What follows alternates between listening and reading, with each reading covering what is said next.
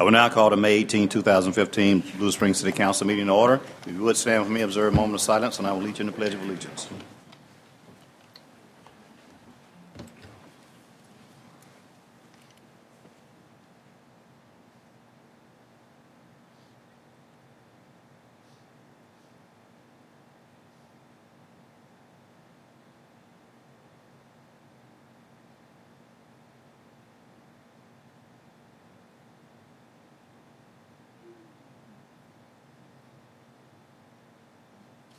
Pledge allegiance to the flag of the United States of America and to the republic for which it stands, one nation, under God, indivisible, with liberty and justice for all. You may be seated. I want to welcome those in attendance, those that might listen to the video at a later time, to tonight's City Council meeting. Next is the consent agenda. There are items that need to be pulled. If not, I accept a motion for approval. So moved. Is there a second? Second. Roll call, please. Councilman Cabell?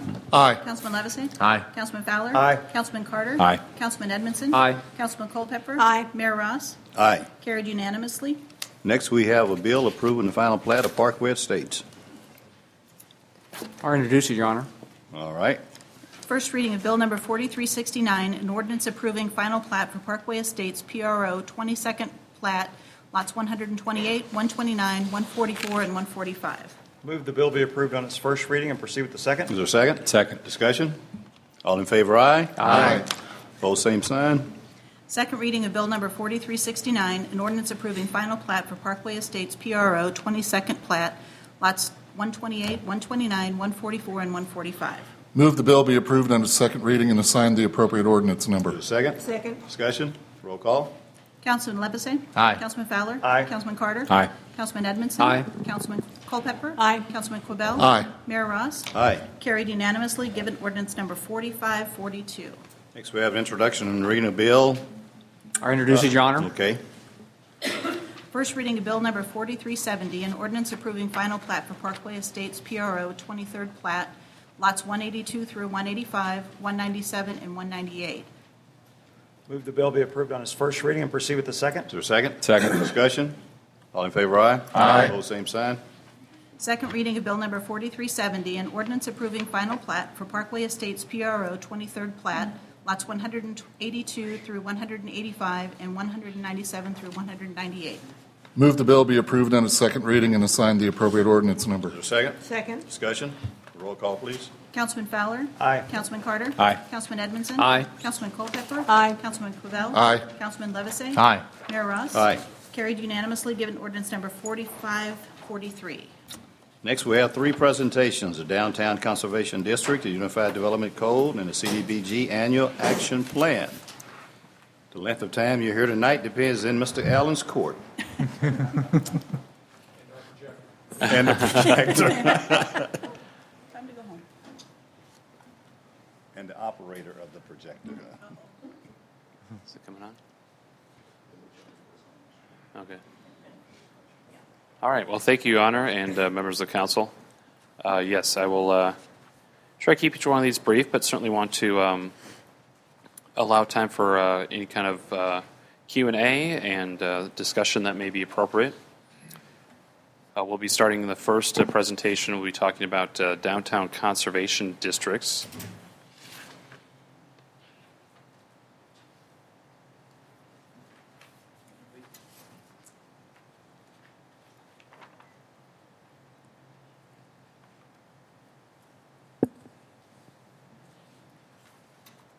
I suppose we could all gather around the monitor down here. That would be a little awkward. Did hand out a map as we get prepared here, a map of what was provided in the 2013 historic survey, historic resources survey that was done by Rosen Preservation. And it lays out, kind of shows you the existing Blue Springs Historic District. If you look at that, the bolded boundary is the existing district. And part of the recommendations included 3 different conservation districts, which I'll talk about here in a moment, as well as a possible expansion to the boundaries of the existing historic district to the north of its current area. All right. Thank you, Chris. I think we're Getting there.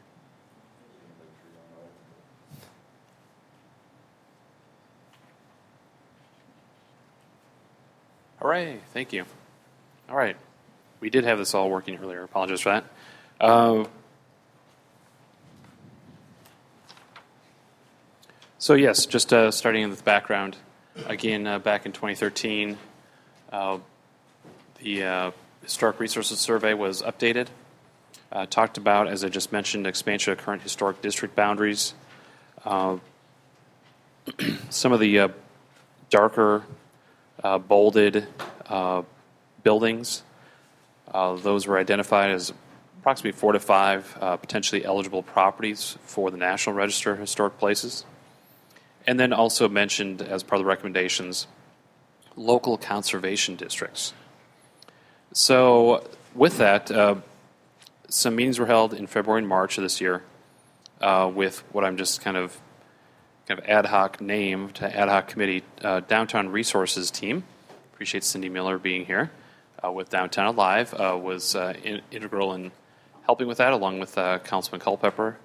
Appreciate all of your input, and staff as well.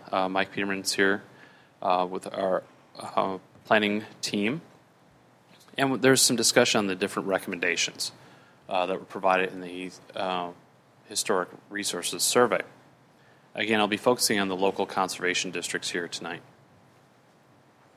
So, as you can see by the shaded boundaries, and I'll pull up a map for everybody else to take a look at here in a moment. But one of the recommendations, again, was to look at these local conservation districts rather than for areas that may not technically apply or be eligible for a full-blown, as it were, historic district like we have currently. So what are some elements of a conservation district? Kind of what does it include that might be different than a full comprehensive historic district? It's more of a zoning overlay district, similar to what you see in Amesbury Parkway, or like a PRO, as you just approved here tonight at Parkway Estates. Has some specific variations in the underlying zoning district that's applicable specifically to that project or that neighborhood or that area.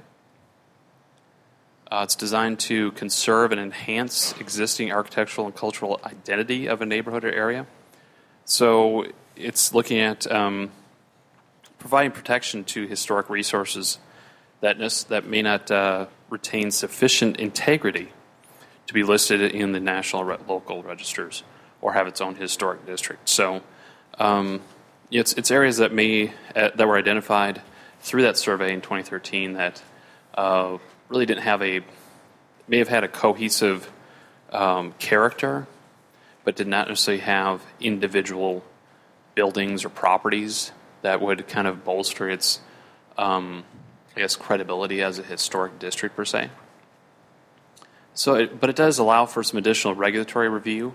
One that was really important to those who are meeting here the last couple months, any proposed demolitions. So that's kind of one gap with our, the whole area we're talking about. It's under the Downtown Development Code. Again, it's not an overlay district, that's base zoning, but there really wasn't much to protect potentially valuable historic properties from demolitions if it was not in the existing historic district. So this can provide some additional review of that, of demolition permits and applications. So again, one specific difference as well from a historic district is that it does not consider specific architectural elements. So if you're familiar with the historic district currently, you look at types of windows, types of roofing materials, things like that. It's not really looking at those types of specifics. It's looking more at kind of building type in general, building height, setbacks, streetscapes, things like that. So it's a little bit more, again, going back to the character of the area rather than the specific elements of a building. So out of this kind of working group, came up with a few recommendations. First one was pretty straightforward and pretty easy, just looking at the Downtown Review Board. Again, a lot of discussion about the existing code and downtown and whether can the Downtown Review Board, Downtown Development Code suffice in the same way that a conservation district could? In talking about that, it was identified that there was kind of a gap with the Downtown Review Board in that there isn't specifically identified Historic Preservation Commission member, Historic Preservation Commissioner for that board. There may be just by happenstance, but there isn't one that's specified on that. So that's one recommendation that's coming forward from this group.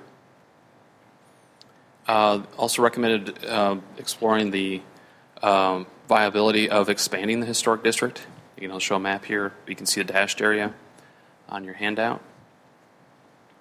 And finally, recommending to move forward with establishing the conservation districts. Again, there are 3 identified, but really want to focus on Conservation District 1, which is the downtown commercial core. Whoops. So here's the study area, just to kind of refresh your memories of kind of the whole area that was kind of looked at for study in the whole survey. Here's kind of a zoomed in part of the map that was handed out here earlier. Again, you can see right there in green, Conservation District 2. The dashed area, though, is a potential expansion of the historic district. So the group looked at that, thought that was something worthwhile pursuing, especially in light of the fact that the Hansel Lowe building recently was purchased. And we actually did coincidentally meet with the new owner this morning, staff did, and got a feel for their interest in what they're looking to do. Just to let you know, there's currently considered to be transforming that into just a single-family residential structure. So retaining the current character, but doing some improvements inside. Not unlike what you might see in a larger scale, downtown Kansas City with old buildings turned into lofts, things like that. So again, that's still being considered, but as you can see, that dashed area does include that building. So that's why there was some interest in moving forward with that, just because of the kind of the unknown nature of the long-term use of the property. And again, in red there, you can see the Conservation District 1, which is really the downtown commercial core from 10th Street to 12th Street. We're all very familiar with it. And with the Downtown Live and their efforts, we figured this would be kind of the low-hanging fruit, as it were, to move forward and look at trying to turn that into a conservation district again. It is kind of a zoning overlay type approach, but it will require buy-in from all the property owners, businesses, and such. So that's part of the next steps here. First is to modify the UDC to include a Historic Preservation Commission member on the Downtown Review Board. Again, we're looking to go forward with that in July, and we'll talk about that in the next presentation. A key part of moving forward with the Conservation District is to develop educational and promotional materials for property owners, residents, and businesses located in the proposed Conservation District 1. Again, just put summer in there because it's kind of, I think it could be a couple months in the making to do that. We have some draft promotional materials from one of the Historic Preservation Commission members. Had put those together a while ago that we could just kind of tweak a little bit and move forward with that. But again, it really does need to be a lot of buy-in with the current property owners there. And then plan then would be to return here to City Council, Mayor, with a more full proposal. Again, ordinances, discussion, what have you, public hearings in the fall. So along with the historic district expansion I mentioned earlier, we're going to continue doing research and some outreach, and also look at individual property designations, again, 4 to 5, that are possible with what was done in the Historic Resources Survey. So that's that. I can kind of flip back to this. If there are any questions, we're, again, eager to move forward with that. Getting some input from Downtown Alive, Historic Preservation Commission, Historical Society, so kind of all the key players that are working with historic resources in the area, and then also the downtown core are engaged with this. Scott, can you just remind me, because I was able to sit down on one of those meetings, and I remember there was, I think, 3 main components on the impact this has on a property owner. The demolition review was one of them. I think the other one was maybe a percentage of exterior changes. What were the other two main components that caused or prompted a review? I'll defer to Mike. I don't know if you recall. It can be anything we set it up to be. Okay. We can draft ordinance, however, the flexibility of conservation districts is that there's no, like a historic district, legal guideline of what they should be, so we can set it up anyway. Okay. I think, Councilman, what you might be referring to as well, we're kind of modeling some of what our discussion on City of Dallas. It was not Deputy Administrator Norris is doing, even though he was there previously, but they actually do have a very good kind of structure for their conservation districts, especially residential types, which again, we have one that's primarily commercial, but a few that are more residential, as you know, with our historic overlay district is primarily residential, and that might be, I think, they talk about the 50% Yeah, those three. Okay. threshold and things like that, so Yeah. that was more of maybe an example than it was a hard and fast rule. Okay. And I think the intention, just for the other councilmen that didn't sit in on those, is not so much as with the historic districts, like you mentioned, with window sizes or window types or paint color or anything like that. It's not to limit the ability of the property owner to do with their property what they want, but to protect the integrity specifically of some of these areas and to avoid something like with the train depot. If we had a conservation Right. district, anytime there was a demolition application, there at least would prompt a mechanism that could be reviewed before it just floats through without anybody even seeing it, because that was happenstance when the depot occurred. And so we want to find some mechanism where we can make that kind of an official process instead of just hoping Scott overhears it when he's standing in his office one day.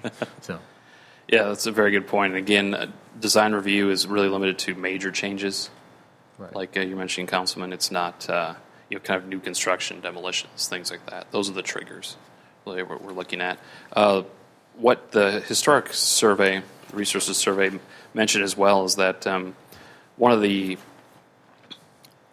I guess gaps that was identified in that survey that wouldn't really allow these conservation districts to be more of a historic district is the fact that the kind of the bones are there, but the skin is a little bit modified. So in some cases, they identified these are good areas, but too many of the facades had been modified over the years that really disqualified it from a more full-blown historic district. So the emphasis really was on doing some facade restoration.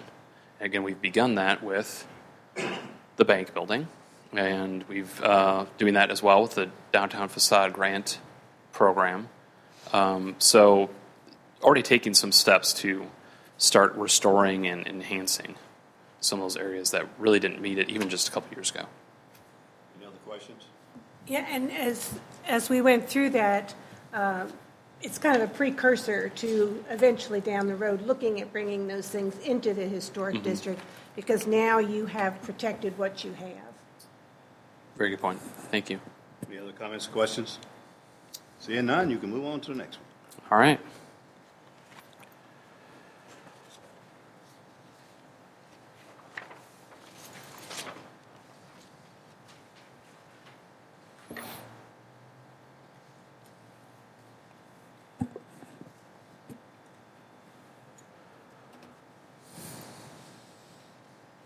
All right. Just wanted to give a somewhat brief update, kind of progress report, as it were, on the Unified Development Code project. I have Jim Holly here as well, and Jim's been the kind of project manager for this as we've been going through it. As you recall, you can kind of see faded in the background there. The comprehensive plan itself was, I guess, adopted asterisk in June of last year. The asterisk being kind of pending full implementation until the UDC, the Unified Development Code, was completed. I'll kind of walk through just kind of where we're at and what's next here briefly. So just a real quick overview of the comprehensive plan. You've seen this before. Back in October was kind of the last, I guess, kind of progress report in the UDC. We've just really started undertaking it at that point, so we're now coming to the conclusion. Again, the comp plan itself really focused on places, not just land uses. So it was a lot more, again, kind of holistic in nature, talking about planning system. It's incremental and strategic, just overall different way to think about Blue Springs. Frameworks, we kind of focused on these different types of chapters, as it were.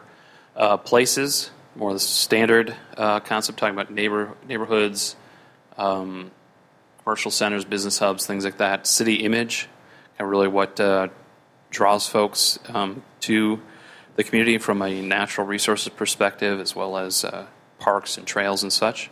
Connections, more the transportation side of things, and investment, really looking at economic development. These are some of the other core pieces within the comprehensive plan. The link is kind of the local integrated natural connections. Neighborhoods and gathering places, businesses, downtown, again, being a real driving force of what we're doing here lately. And then looking at old corridors. Really looked at, again, 3 scales. Frameworks is really what you see already in the comp plan.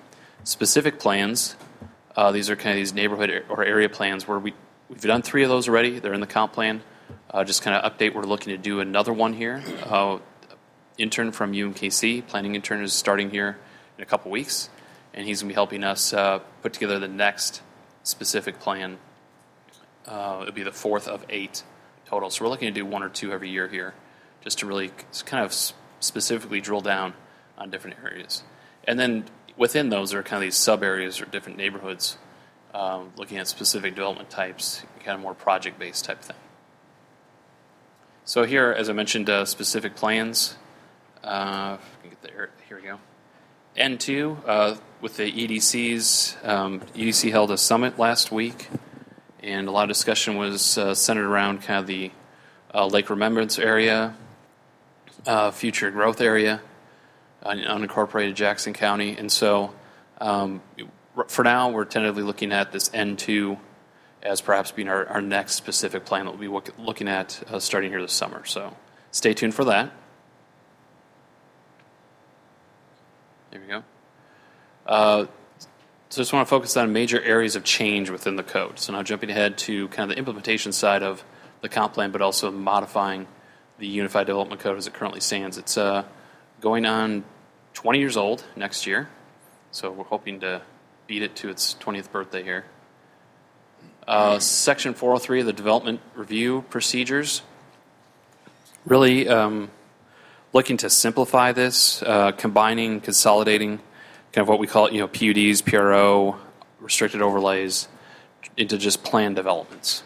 So not having 4, 5, 6 different names and for essentially the same type of process. So trying to consolidate that and also add and clarify some administrative approvals as well. So minimize all the repetitive duplication, as it were, going through hoops and hurdles just for the sake of going through hoops and hurdles. Section 404, our zoning district regulations, really not changing anything within that. Again, cleaning up, reorganizing a little bit. Then we'll be adding 2 new mixed density neighborhood districts highlighted there. And that's really the extent of it. And that's really, Jim, remind me what those are. Natural, neighborhood limited, and neighborhood open. Thank you. So again, we're still learning the acronyms ourselves. So really just not modifying any existing zoning, just allowing some additional options for developers as they come forward to kind of, again, we have the MXO, mixed use zoning currently. It's really hasn't been utilized, I think, in the last 10 years that we've had it. So trying to kind of entice development to utilize mixed use zoning through this method. So what you see here are just really emphasizing different residential types and uses and where they can occur in which zones. So we also have use regulations, section 405. That's a big one that we're really modifying. Here we go. Building types, we're looking at both residential and non-residential. So if you recall, like the Downtown Development Code really emphasized that form-based approach, really looking at building types and not just uses. So really trying to give more of a palette for developers to choose from as they move forward with their developments, and not emphasizing kind of that siloed approach of individual uses and individual uses and individual uses. So allowing more of a mix of uses, but focusing on types of buildings, both residential and non-residential. Next, Section 406, also seen some pretty wholesale changes, subdivision design and improvements. Looking at, again, street types, transportation networks, open space, system and types, things of that sort. Really updating this, essentially, is just outdated and updating that. And I'll turn it over to Chris here shortly, and he'll talk about the Public Works Design Manual, which really ties in with this section. Oh, there we go. So, for example, here are some different street types we're looking at. Chris will talk a little bit more about that. Really emphasizing those bottom two, primarily standard on the left, and activity, so more of the kind of like downtown type of streetscape, or up by Adams Street Landing, things of that sort. Natural and neighborhood, more emphasis again on neighborhood. Natural is more kind of a little bit of what we have now, not really promoting that as a new type per se, but really just identifying some of those that we already have. For example, Duncan Road, the streets in Willow Tree, things like that, kind of what that represents. Then open space types. Again, a lot of this has to do with just identifying and kind of relabeling what we already have, but packaging it a little bit differently, and providing graphics, providing examples, providing, again, kind of that palette approach for, or menu, as it were, for developers to choose different options. Finally, looking at Section 407, General Development Standards. Really the major one I wanted to highlight there is frontage types. So really trying to push landscaping and landscape design. I know that's always been kind of controversial, but always one that's up for debate, because everybody has a different idea and concept of what good landscaping is and how it should operate and how it should function on a property. So really trying to give some additional options to development and developers. Again, you can kind of see some of those different ideas, and just I guess if the emphasis being not just you need X number of units or points for landscaping, just throw it wherever you can and get it on there, but really emphasize the value and the functionality of that different landscaping. So you can see those different types, and you get different points and things like that for that. So not a huge wholesale rewrite, but really trying to steer where landscaping is more valuable in the public realm, and kind of rewarding development for doing that. So closing with the tentative schedule, remaining steps. From now until June 1st, we're doing our final staff review and edits. And City Attorney Yendes has been excellent at burning the midnight oil many days, getting her edits done, and going through that fine-tooth comb approach. So really trying to make sure that we've got everything clean and buttoned up before we go through the more public review process, which we're looking at starting the week of June 8th. Having the steering committee, which again looked at the comprehensive plan and has helped with the UDC so far, and then Development Advisory Commission. So trying to do kind of a back-to-back review at those committee and commission levels. Give kind of a presentation update to the Planning Commission on the 22nd, kind of get their final kind of input and direction. Go back, kind of make edits, modifications as needed. Go back to the DAC if needed, and steering committee, and hopefully give us time then to get this before the Planning Commission again for a more formal public hearing July 13th, and then back here July 20th. So hopefully get this done by August 1st has kind of been the goal now lately. We're trying to shoot for something in June, but just all the details and minutia of essentially rewriting your code kind of can drag on a bit, just to make sure everything matches up and that we're not left with holes or conflicts and things like that. So that is that for the UDC.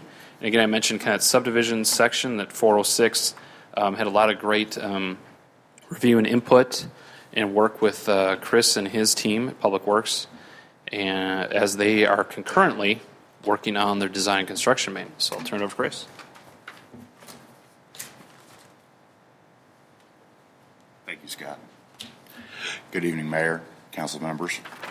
As Scott said, we've been working through this for the last 2 years. It began with the comp plan and has moved to the UDC. And part of the UDC in the code, it discusses the design and construction manual, which is supposed to be the rules and regulations of how you build things for infrastructure. And we've had that. However, it's been a little disjointed because part of it was in the code, part of it was in a policy manual, and part of it was in a set of standard details. A lot of our specifications come from APWA and American Water Works Association, AWWA. So, with that, keeping that in mind, we went through not only Title IV, which are the subdivision standards, we also went through Title V, which has to do with traffic, and then Title VII, which has to do with utilities. Which, as you might guess, if you've read the code manual, that takes a little bit of time and a lot of dotting I's and crossing T's, and then making sure that we haven't undone something Scott's people have done in the process, so we don't contradict each other. The nice part about this is we've pulled a lot of the information out of the actual code and put it in a design and construction manual so that when APWA or AWWA do updates, it's automatically incorporated by reference. And why did we do all this? Because Public Works' job is to guide the developers to build the best infrastructure they can for a reasonable price. We can't expect them to go platinum or gold plated, but we can expect them to build a very good base foundation for the city when they put together their subdivisions. In order to help them do that, we have now compiled all that information into one document, which will be provided also online to builders, developers, contractors, and the general public. We also, in the course of going through the code, we discussed with Liberty, Lee Summit, Independence, Kansas City, Lenexa, different specifications, materials, processes that they use, and have tried to make ours more uniform with the industry standard in our area, so that sometimes you hear that we're different from Lee Summit, which we still are a little bit because there's some things that we won't give up.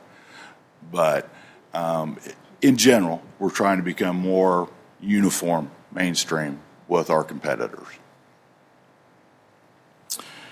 And as I mentioned, this does allow the reference, everything to coordinate with the comp plan and UDC with that one manual. The significant updates that we've made is that we will be requiring fly ash for the subgrade on the lower traveled roads, basically subdivision streets. We found that in the south part of the city that the soils are much different than what they were up in the central portion and north. There's more clay. Down south there's more topsoil. And so to provide a better base, we're going to have them add 15% fly ash underneath the roads to give it a better, more solid foundation. As you've noted, the concrete that went down from the mid-'80s to the early 2000 period has been crumbling. It's because the concrete that was put in place passed the test. We did the 7, 14, and 28-day breaks, strength tests, compression tests, passed. The problem is that over the years, the soft limestone that's inside the concrete basically gets a dust layer on the outside of the rock, which then the Portland that is attached to that comes apart. So we have swapped to the Kansas City Methods and Materials Board concrete mix, which uses a harder aggregate that comes out of Kansas, mines over there, that will allow the concrete to be much more durable, much more like what we were using in the 1970s. If you go through the subdivisions built in the 70s, you'll notice that the curb still is in good shape, unless it's broken and sunk. It's not just sloughing apart.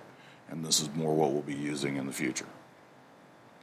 This was not an issue that was unique to Blue Springs. Lee Summit's got the same problem. Independence, Kansas City, we all basically are all on the same learning curve. The concrete that went in looked great for 10 years, and then it started to slowly deteriorate, and then picked up and it was more rapid. But we've taken care of that. We're also looking to have an additive put in the concrete when they pour manholes for the sanitary sewer system, that when you have H2S, which is gas given off by sewer that is starting to go a little bit septic, it actually turns to sulfuric acid, which will eat concrete. The con shield that would be put inside the concrete neutralizes it and won't allow it to tear up the manholes. So, thereby making the manholes last hopefully for 50 to 100 years. Then we also have the cost-effective PVC water lines. Back in the 1970s, we used a lot of cast iron water line. That was the standard at the time. Then ductile iron came out, and that was the new next best thing. We used Class 50 for a while, then we upgraded to Class 52.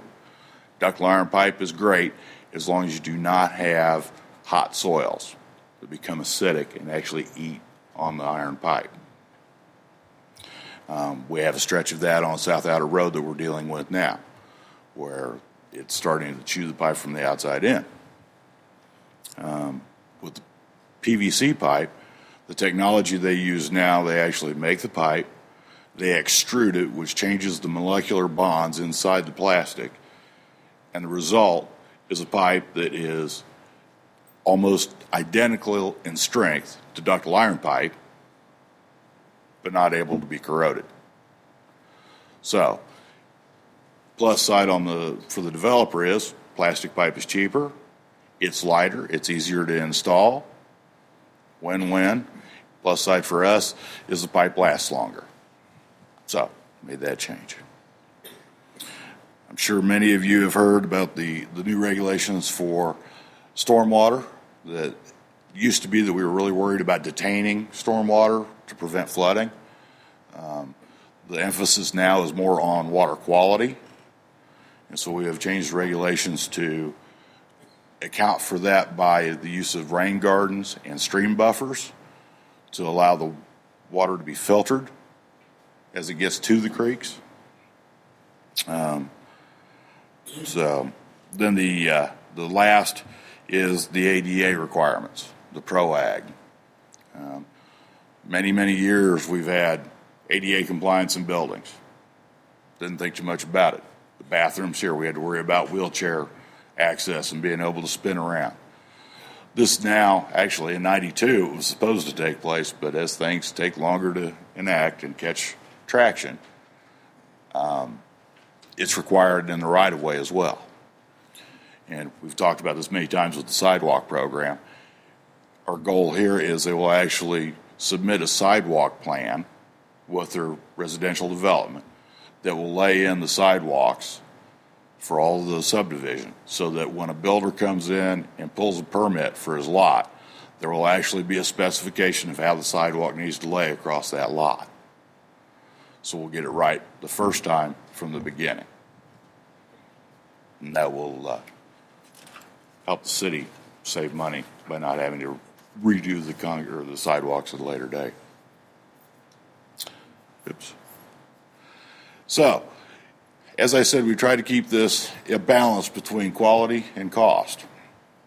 When you look at the table above, you'll notice that the local residential and collector is bolded, because those are the basic roads that 90% of the developers in town build. With all the changes that we've made, some adding to and some detracting from the cost, the average cost difference for a local residential street, a cul-de-sac, a small connector street, it goes up 3.04%. If it's a collector street, like Keystone Drive, 19th Street, it goes up 2.28%. The commercial, industrial, and arterial thoroughfare go up some as well. The commercial went up a little bit because of the complete streets addition in a couple areas as well. But still, all in all, we're well under 5% difference. So, with that, that pretty much covers what I had to. Councilman Levacy? Chris, with the cost projections you were just saying, where's the Yes. largest impact of that for the developers? Is it the change in the concrete? What's kind of making that biggest difference? Biggest difference, the biggest line item difference would be probably the fly ash underneath the road is number one. And then there's about $2,500 in the plans for the sidewalks to make sure that the ADA compliance is there. And then the rest of it, it depends on which section you're on as to where it goes from there. So largely, safety is the largest factor in those with the ones that are Safety and the improving foundation cost. for the road. Okay. All right. Thank you. Any other questions, comments? Not, thanks, Chris. Thank you. All right, thank you. Yeah, if there are any questions about the UDC, again, we're trying to track this all so it can kind of all come together at once. Big project, some big changes, but again, taking direction from mayor and city council as well as steering committee and public input over the last year plus. I think we're heading in the right direction with, again, a lot of the changes that walk through here. And hopefully you'll see that in the final draft as we move forward here in the next couple weeks. So start to see some of that be pushed out and getting reviewed.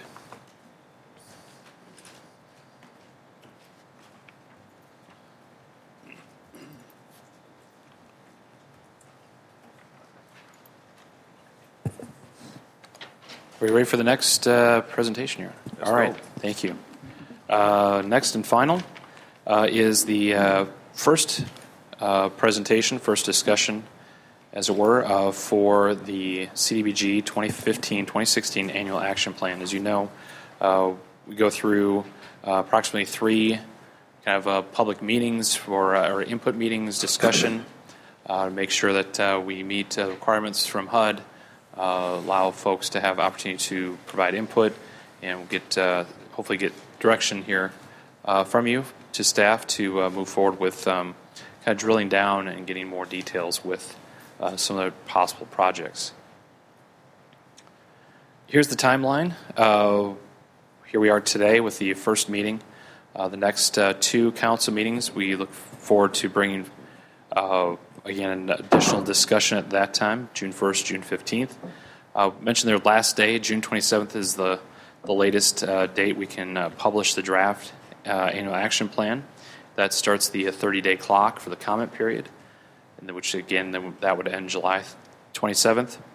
And then bring forward the annual action plan for your final discussion and adoption at the August 3rd City Council meeting.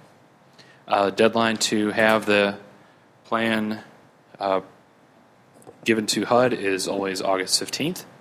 So we would kind of use that date and work backwards. So that's why we are before you this evening. So just giving you kind of a quick summary of where we are with this coming year's funding. We're looking at about $217,802 granted to us from HUD.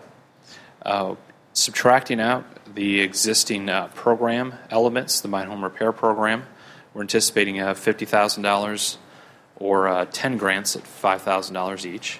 It's been kind of our average, I think. The last few years is about 10 property owners utilizing that, which is great. Again, that's 10 properties that otherwise would have some difficulty providing some needed property maintenance. First-time home buyers still is very popular and successful. Looking at, we've been averaging and aiming for 13 grants every year since we started that several years ago. So up to $3,000 each, and I think they've all been essentially $3,000, so planning for $39,000. And then Ms. Miller's here.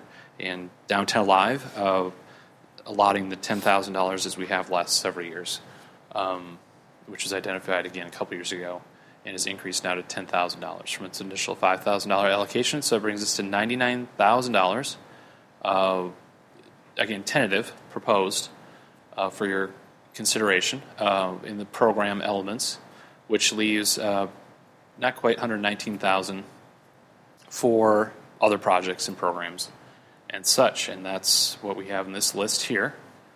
Again, out of the $118,800, so here's some, I guess, projects, options that staff has kind of discussed internally, and now just presenting to you first time here tonight. So this is something, again, we do every year, just kind of chew through some different projects that may be on the back burner that may need some funding to get started or to maintain some existing projects. So some of those, again, as you just kind of read through this, supportive Downtown Alive projects. I know Ms. Miller mentioned, I think if it wasn't the last council meeting, the meeting before, some of the different streetscape items, street furniture, trash receptacles, and such, bike racks. So opportunity there perhaps to partner and expand that program. Survey of right-of-way for Main Street. That's an old part of town and has a lot of varying degrees of accuracy, I think. It's property boundaries. So 7 Highway to 15th, just again to add and enhance to some of the downtown projects going on.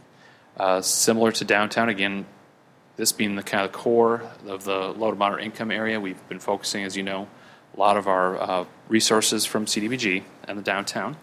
So looking at enhanced wayfinding signage, most downtowns that you walk around, small and large, have some unique wayfinding signs, kiosks, what have you.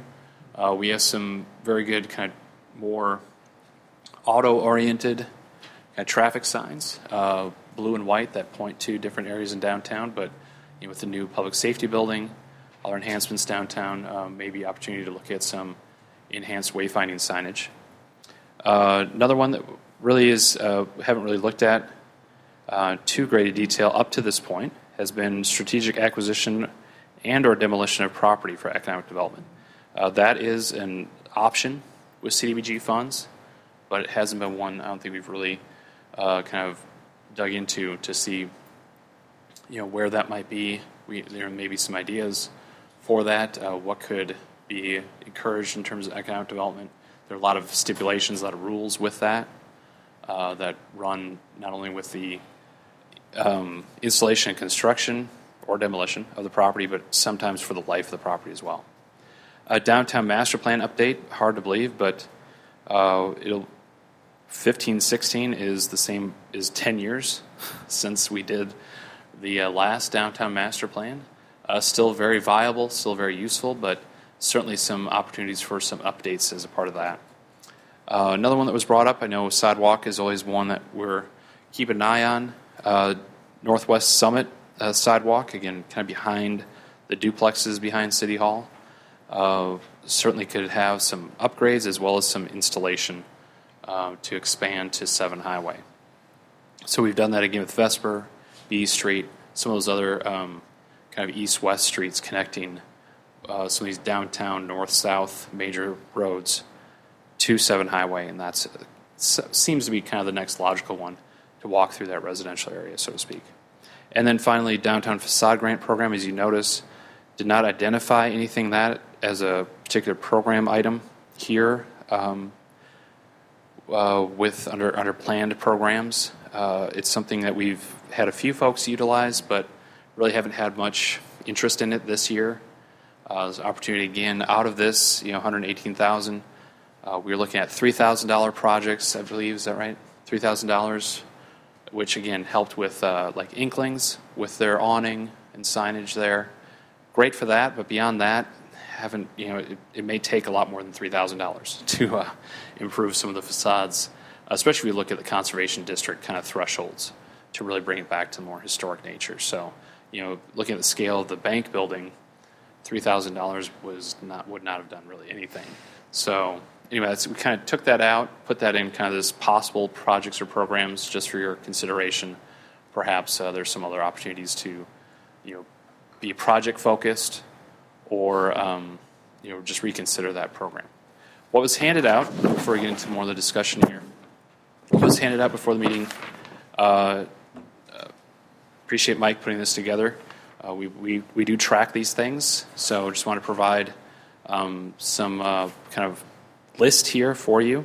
This is at Adam's suggestion, kind of walking through some of the different projects, programs, and areas that we've emphasized since we started this back in 2006. So this will be the 10th year of funding that we'll be allocating here. So I missed putting, I apologize, putting the grand total on here, but it's $1.7 million over 9 years. So sounds great, $1.7 million, but if you divide it by 9 years, it's not a lot of money each year. So again, cumulatively, I think there's been a lot of great work, obviously, that's occurred. You can see that here. A lot of minor home repair projects, a lot of first-time home buyers for the last 5 years. And so, again, seeing a lot of success, but it's really incremental. Really, on a cumulative basis, it's great, but each year it's a piece by piece. As you can see, here we have just over $118,000 to work with. So with that, I'll stop talking and see what comments and feedback you might have. Councilman Livesey? Scott, what's the impact of the social programs? Because that comes from CDBG money, doesn't it? The CSL and Hope House, and I guess Downtown Alive was one as well. Doesn't that all come out of this $118,000? It would, yes, if that were to Okay. be considered again for this next year. But it's not, as you have not accounted for that. We in have that not. money. Okay. And I believe Mr. Johnson has some comments on that. Let me just make a comment about that, Councilman Livesey. Last year, when the council took the action and added additional funds for CSL and for Hope House, I think $12,000 each, there was really no discussion about whether or not those programs were going to be ongoing or whether those were one-off opportunities. So we've brought forward projects that remain consistent with sort of the past practice, but certainly if the council wants to make a decision and go in that direction with social programs, that is on the table. Well, But, and yeah. I mean, to that point, and I think that is a discussion worth having. I do want to be careful about locking up large portions of that money every year, because when I look at this list, while I am supportive of and appreciate the minor home repair program and the first-time homebuyers program, if you say they're successful and have an impact, I believe you. But when I look at this list, I see more the sidewalk projects and the parks and all that are having a greater impact, at least. Obviously, that's all in my district, so I can claim that that's a little bit better for that area. But I'm hesitant to want to lock up tens of thousands of dollars every year without even having a discussion about it. I do think CSL and Hope House are beneficial programs, but I tend to like to keep some of this money, at least some of it, for projects that we've historically been using it for. I'm sure that's probably a discussion for, I think I'm going to start calling this perpetual active plan, because we are talking about, I think every council meeting CDBG comes up. So. That's why to show that calendar, it's just Yeah. three all in a row, I understand. What we'd love to look forward to, huh? Right. Yeah. Councilman Corbell? Yeah, I just I wanted to add that as we look at prioritization on these things, I think it's wise to take a look at the downtown master plan. You know, we went through a number of iterations over the years on that and really didn't see any benefit. And this last plan, actually, we got some traction with it. And we've certainly seen, with the aid of the Downtown Alive group, a lot of things happen in downtown. I think it's time to take a look, and glad to see that on the list. Any other? Councilman Carter? Mike, in 12 and 13, we hit 13 applicants for first-time homebuyer. Were we turning away anyone in those years? Because 13 is our max. I believe that if they got turned away, it's because they didn't qualify. We usually run the program about, like, for this year, I'm getting ready to authorize the last one. If we go into June and July each year, and we start the program over again in October, I think that's a pretty good mix it goes along with the house buying cycle Right. as well. It just seems like there's not a lot of interest in July and August. So I think 13 really works. So we budgeted for 13, and 13 is about what it's turning out to It be. is, it really is. Okay. It's weird how it worked that way, but. Good. Anyone else? Seeing? Yeah. A couple of quick observations here. We didn't provide the analysis, but you can look at how the funds historically have been spent and how those initiatives would line up with priorities that we get in our citizen survey. For example, citizen interest in reinvestment in downtown. You'll see that we've spent over 55% of the funds from CDBG on either sidewalks, streetlights, or road crossings that would benefit the investment in downtown. Sidewalks are a priority to our citizens. In the citizen survey, we've spent approximately 7% of CDBG funds toward that, and obviously there's a lot of additional opportunities there. 8% of the funding goes toward parks. Obviously, our parks are well documented in what we've been able to do at Blue Springs Park. It's just been fabulous with that pour and play playground. And then our citizen survey talks about the care and maintenance of properties in our community, residential and commercial, to have 18% of the funding go to the minor home repair program, which has a direct benefit to bringing up neighborhoods and restoring some of those properties. So just wanted to connect some of those dots with you.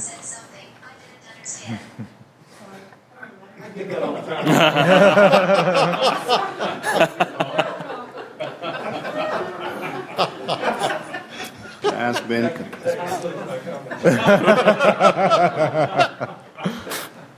If you're not being understood, I don't blame you. Any other comments? Well, certainly you're open to suggestions as we proceed with the process on what your interests are, so don't hesitate to give that to staff. Yes, we'll be, For thank you, discussion. Honor. We'll be back in 2 weeks to grill you again, I guess, for additional comments. But no, appreciate the input, direction, comments so far. It helps staff to kind of go back and start doing some more analysis so we can give you some better feedback in terms of dollar amounts, scope of projects, things like that. So as things come up in the next 2 weeks, certainly get a hold of any of the staff here tonight, and we can certainly start digging into some of these numbers for you. Okay, thank you, Scott and Chris. All right, thank you. All right. And Mr. Peterman as well for your input. And Mr. Holly for you being here supporting a minute. Appreciate that. Okay, that brings us to introduction and bill approving the amendment to the Code of Ordinance regarding employee liquor permits. I'll introduce it, Your Honor. Okay. First reading of Bill Number 4371, an ordinance amending Chapter 600 Alcoholic Beverages, subsection 600.350.b of the Code of Ordinances of the City of Blue Springs, Missouri, relating to employee permits to allow for use of state training and changing the license period to 2 years. Move the bill be approved on its first reading and proceed with the second. Is there a second? Second. Discussion? Your All in Honor, favor? if I may? Yes.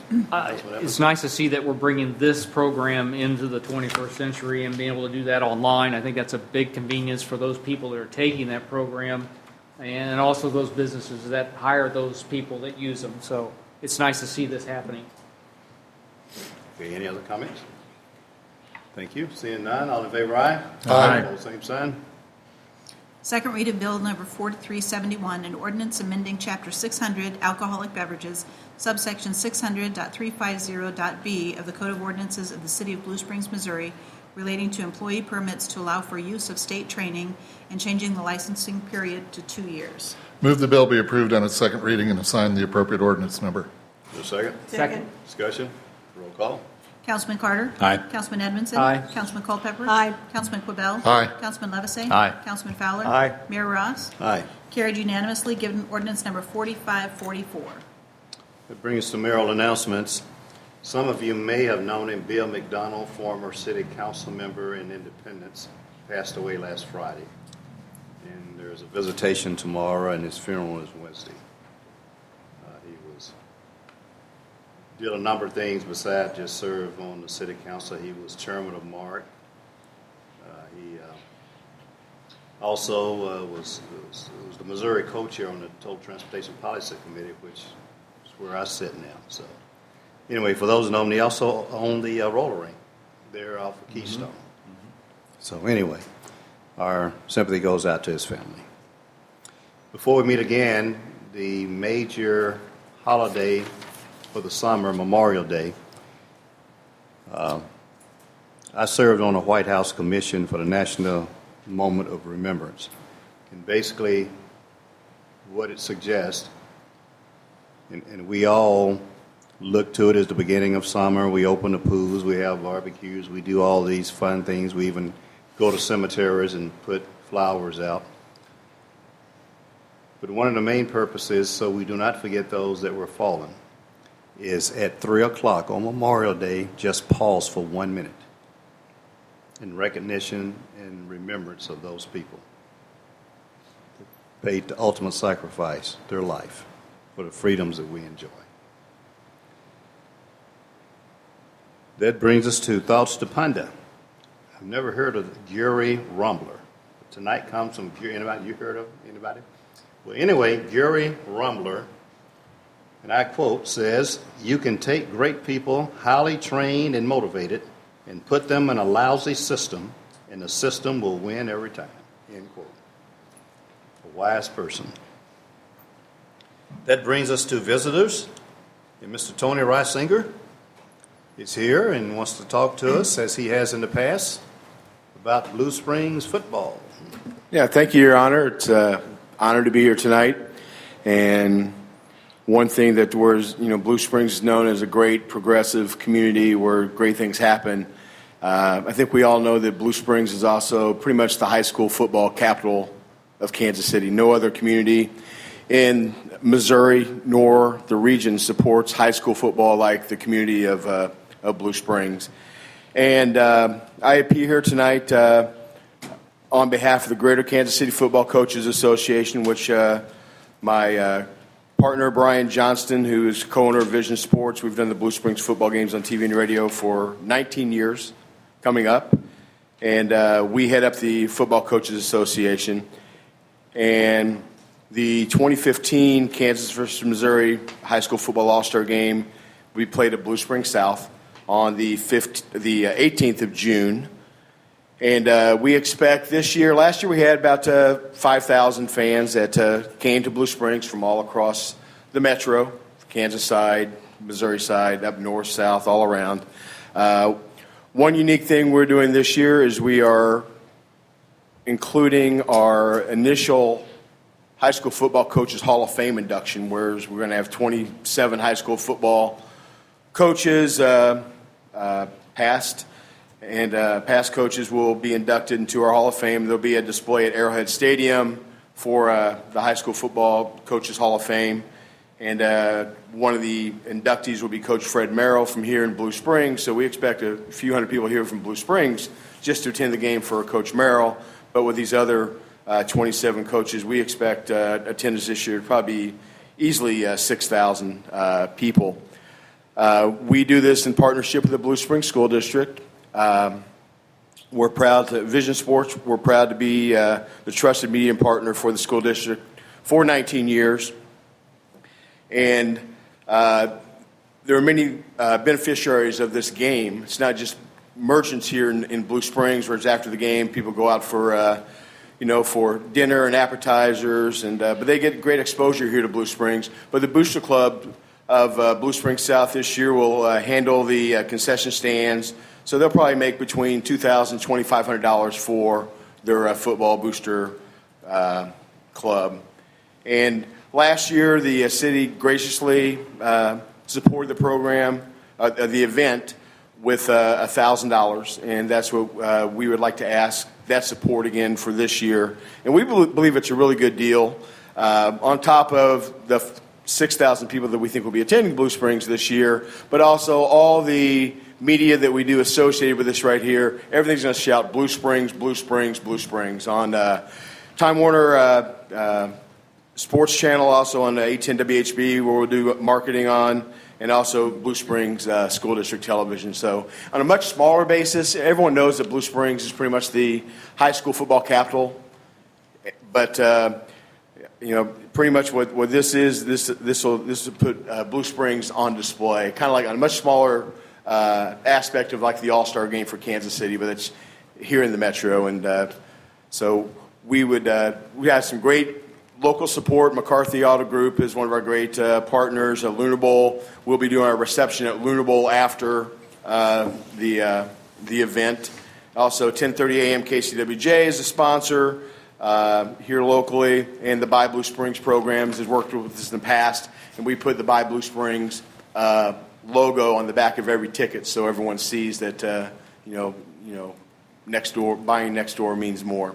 So on behalf of the Greater Kansas City Football Coaches Association, we would welcome the support of the Blue Springs City Council and community to host this event here. And Brian Johnson and myself, we know that Blue Springs is a great place for it, and we've got it pinpointed to be here for the next 2 years. On top of this, it'll be 4 years in a row, and we believe that with this support, that the Blue Springs, from the Blue Springs community and the Blue Springs business community, that this past year we had to convince the coaches from the Kansas side that, hey, this is the place for us to be.